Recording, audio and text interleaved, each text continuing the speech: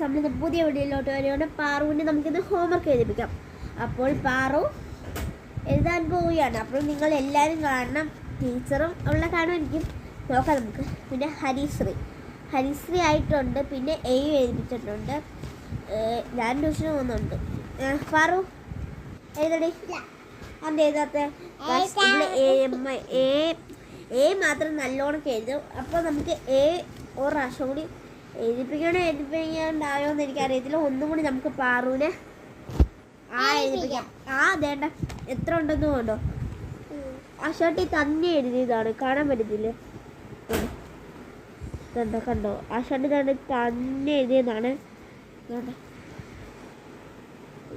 കണ്ടോ, ഇതൊക്കെ തന്നെ എഴുതിയതാണ്. പക്ഷേ ഇതും തന്നെ എഴുതിയതാണ്.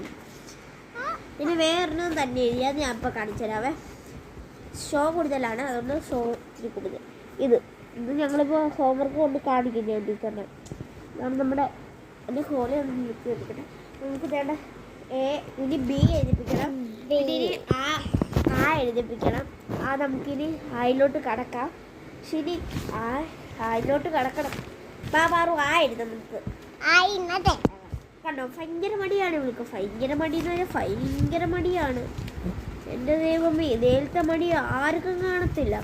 നമുക്ക് ഭയങ്കര പാടാണ് ഹോംവർക്ക് ഒക്കെ എഴുതിപ്പിക്കാൻ കേട്ടോ. ഇപ്പം തന്നെ ഹോംവർക്ക് എല്ലാം ഭയങ്കര മടിയാണ്. നമുക്കപ്പോൾ ഇങ്ങോട്ടൊന്ന് എഴുതിപ്പിക്കാം.